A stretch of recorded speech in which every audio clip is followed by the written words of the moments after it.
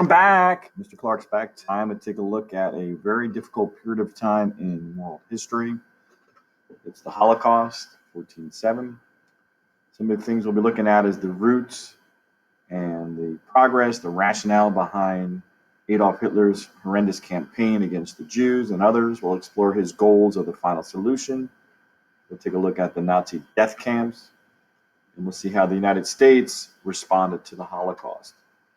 First thing I want to do is kind of differentiate between a genocide and a massacre. A genocide is a systematic attempt to eliminate a particular group, while a massacre is an indiscriminate killing of many people. So both might involve killing many people. With a genocide, you're looking at a particular group, kind of ignoring other groups. And the massacre, they don't really care who they're killing. There are many examples of genocides throughout history, even more than what I just have listed out here for discussion purposes. The Armenian genocide that took place during World War I.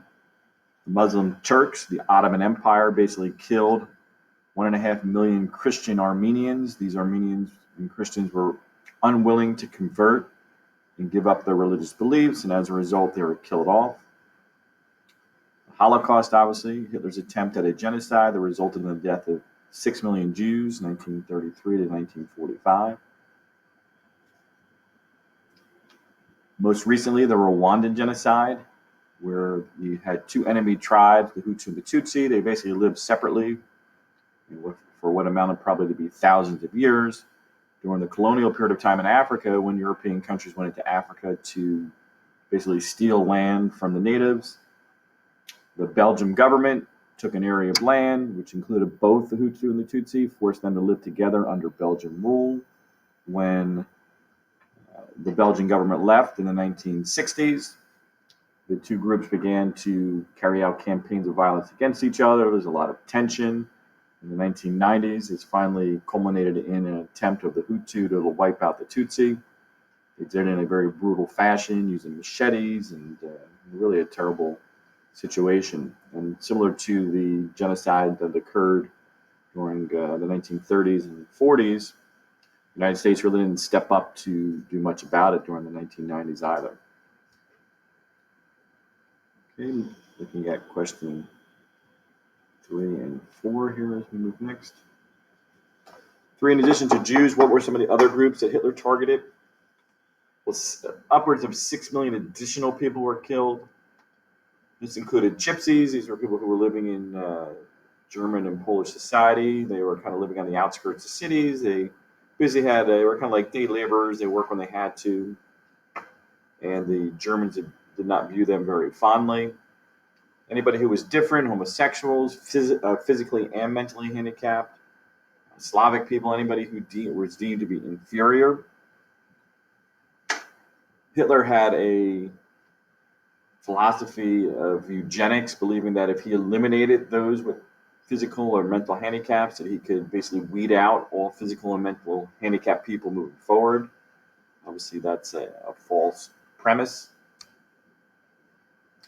One thing they did in Germany, they began to restrict German Jews with the Nuremberg laws, which were passed in 1935. This stripped Jews of citizenship rights in Germany. It outlawed non-Jews from marrying Jews. Jews could not hold office or vote. Any Jewish person over the age of 6, they were required to wear the Star of David, as you see in those photographs, on their outer clothing to kind of, identify themselves as being Jewish.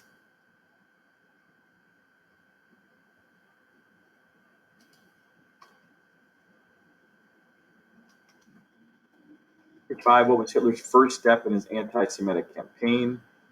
How did this step pave the way for later developments? He urged a boycott of Jewish-owned businesses. He basically wanted to eliminate any means of success for Jews. He also wanted to keep groups separate. Jews could not hold many key positions or jobs within society, including civil service jobs. And if you're unfamiliar with a civil service job, this is a job that you obtain from the government. Something as simple as working for the postal office, the postal system, mail carrier, and such. is a civil service job. The goal was to isolate Jews and reduce their ability to resist any future discrimination. One of the more saddening and traumatic events during this period of time was Kristallnacht. According to Nazi Germany, what event sparked Kristallnacht? Do you believe this is even an actual cause? Well, during this period of time, there was allegedly a Jewish refugee who killed a German diplomat. And instead of just punishing the individual who carried out the act against a German diplomat, they used as a justification to attack Jews in large numbers. It was an excuse for violence. Most believe the real cause of the action was Hitler's growing campaign to marginalize and eliminate the Jews. Many look at Kristallnacht, as we look at question 7, also known as the Night of Broken Glass, as a turning point in Hitler's genocidal activities. Jews were then beaten. Jewish shops had their windows shattered, as you see in the photograph. Jewish synagogues were burned to the ground. Over 7,500 Jewish shops were looted and destroyed. 91 Jews were killed in just this Night of Broken Glass. Considered a turning point because Jews were rounded up and sent in large numbers to concentration camps after this event. Here's some other statistics. These numbers kind of vary a little bit, but generally speaking, somewhere around 267 synagogues were burned down or destroyed. I mentioned over 7,500 shops destroyed. 30,000 Jewish males, mostly young and healthy, were transported to concentration camps.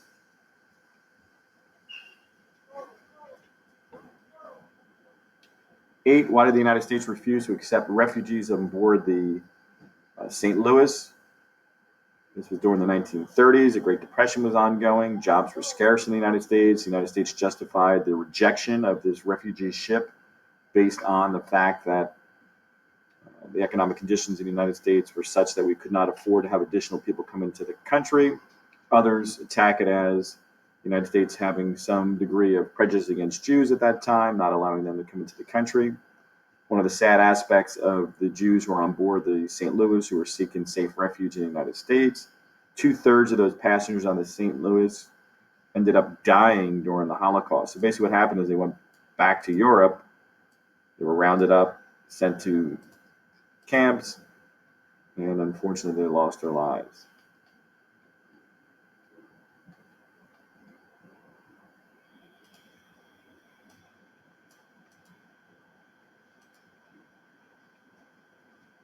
Okay, next we'll look at the final solution. This is the term that, first of all, the problem, according to Hitler, so before you get to a final solution, what was the problem? The problem was Jews in general, the fact that Hitler was opposed to Jews in all circumstances.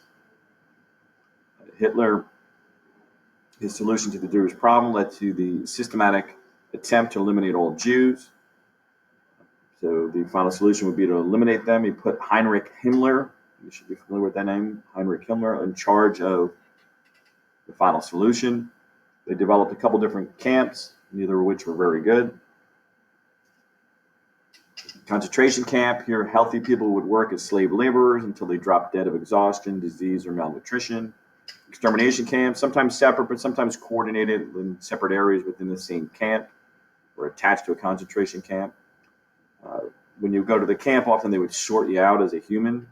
If you look like you're capable of being a strong worker, you might survive to work in the camp. If you're old or young or injured or disabled, infirm, you would be killed instantaneously in the camps. They would gas you in a gas chamber disguised as showers. Initially, before the word really spread, a lot of people thought these were temporary holding cells, and they actually believed they needed to disinfect and take a shower and stuff like that. But in reality, these were, instead of water coming out of the shower heads, gas came out, and they were unfortunately killed. You can see the different concentration and death camps on the map here. You see Auschwitz, the worst of the camps. Dachau was the first camp to actually open in the Bavarian section of Germany. That answers question 11. Dachau opened in 1933. You can actually visit Dachau if you do take a vacation to Germany and you want to tour some historical sites. A little traumatic. I did go to Dachau in the early 2000s, and it was very disturbing to see, but from a historical perspective, it was important for me to see it. Sobibor, you may have seen that film at some point in time, Escape from Sobibor. It's the only large-scale mass escape in the history of the German concentration camps. That was located in eastern Poland.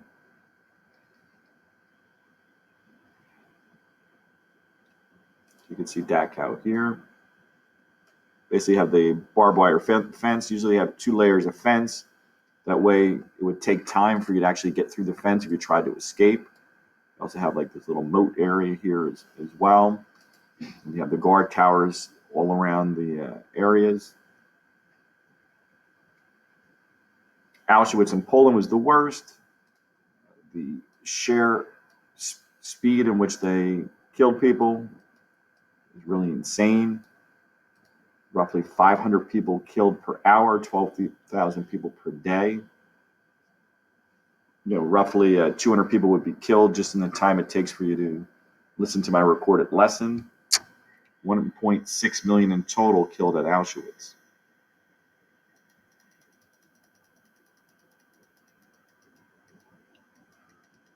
One of the questions a lot of people ask when they reflect back on the Holocaust, how in the world did they get regular citizens to cooperate to carry out the Holocaust?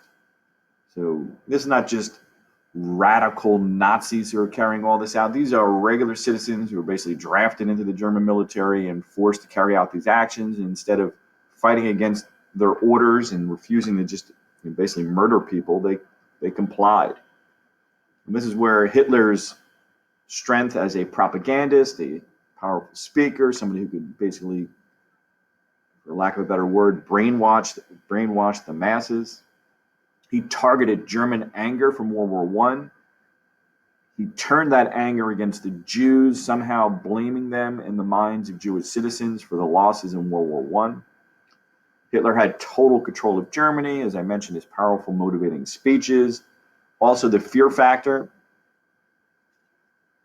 There was a great deal of fear that if you didn't comply, that you could be killed yourself.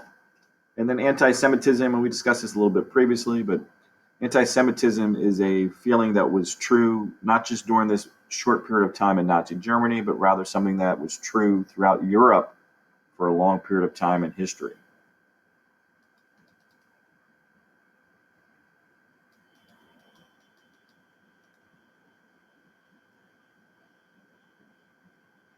When you look at other persecuted groups in Nazi Germany, there are some reasons why they targeted the different groups. For Jews and Gypsies, they were considered to be racially inferior. The disabled or physically handicapped did not fit Hitler's ideal vision, not considered to be productive members of society, and as a result, they were eliminated. Communists and socialists had a different political ideology or philosophy. They were economically and politically opposed to Nazism, so they were seen as a direct contradiction in terms of their political ideas. 15 was Hitler's view of Polish people.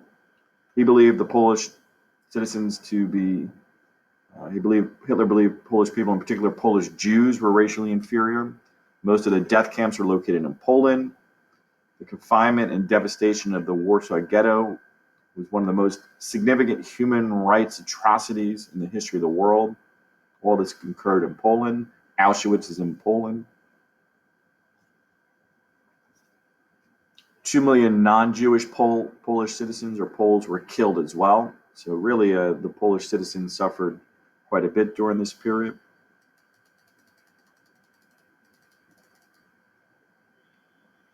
How did the United States react to the persecution of European Jews before, during, and after the war? Before the war, they turned away the refugees on the St. Louis that we had mentioned earlier, only allowed a very limited number of Jews to emigrate or move into the country. During the war, the United States refused to bomb railway lines leading into the camps. Allied soldiers helped eventually to liberate concentration camps. After the war, Holocaust survivors migrated and moved into the United States. The United States helped to support the creation of Israel in the 1940s as a homeland for Jews, and the Holocaust Museum and memorials throughout our country are prevalent. So we've tried not to forget moving forward. 17, why did it take such a long time for the United States to respond to the reports of death camps? Once again, we're not dealing with any real justification here, but rather some top military and political officials may not have believed the reports. Before the Holocaust, anti-Semitism existed in the United States as well. The United States was preoccupied initially with the Great Depression and then fighting the war itself. They had a couple big, broad issues on their plate that they kind of prioritized. Next, we're going to look at a couple of disturbing photos as well as a quote. This quote is from an American soldier. It's from the book Band of Brothers, which also has a documentary series of films that are produced based on Stephen Ambrose's book, Band of Brothers. The memory of starved, dazed men. This is a Richard Winters who came in to see the camps. The memory of starved, dazed men who dropped their eyes and heads when we looked at them through the chain link fence in the same manner that a beaten, mistreated dog would cringe, leaves feelings that cannot be described and will never be forgotten. The impact of seeing those people behind the fence left me saying only to myself, now I know why I'm here. So you can see those in the uniforms there behind the barbed wire. You can see the unfortunate, emaciated dead bodies piled up on the right side. American soldiers had not fully understood the depth of the Nazi atrocities before they began to liberate camps. Holocaust victims were treated brutally. Unlike other soldiers, they were unable to fight back. Winter said some of the prisoners looked like starved and dazed, like beaten and mistreated dogs. Starving people and dead bodies were everywhere throughout the camp. The bodies were desecrated. Really a disturbing image that was unforgettable for those who liberated the camps, and even unforgettable for us as citizens who see the photos and read the stories of what unfortunately went on. Let's look at the arguments for and against bombing those railway lines much sooner than we obviously did. The for, obviously, bombing the lines may have prevented the Nazis from shipping prisoners and supplies to the camps. In retrospect, it's hard to argue against it, but if you're against it, bombers needed to destroy military targets first in order to win the war. 20, what were the immediate and long-term effects of the liberation of the concentration camps? The immediate effect was the freeing of prisoners and saving lives. The long-term impact was sympathy for the victims, which led to the United States accepting many Jewish refugees after the war and supporting the creation of Israel, a Jewish state. Many lessons can be learned from the Holocaust. Obviously, intervening more quickly is a lesson learned. Unfortunately, we know other genocides have occurred and we haven't intervened as quickly as we should have. Awareness today is much greater. Preventing genocides is a modern-day initiative of the United Nations. Public schools emphasize, as you've probably learned throughout your time in school, I'm sure this is not the first time that you've learned about the Holocaust. Public schools emphasize Holocaust education and genocide education, and then the Holocaust Museum, in particular one in Washington, D.C., is one that you should see at some point in time in your life. That'll wrap up our look at a disturbing period of time in American history. Until next time, Mr. Clarke is out.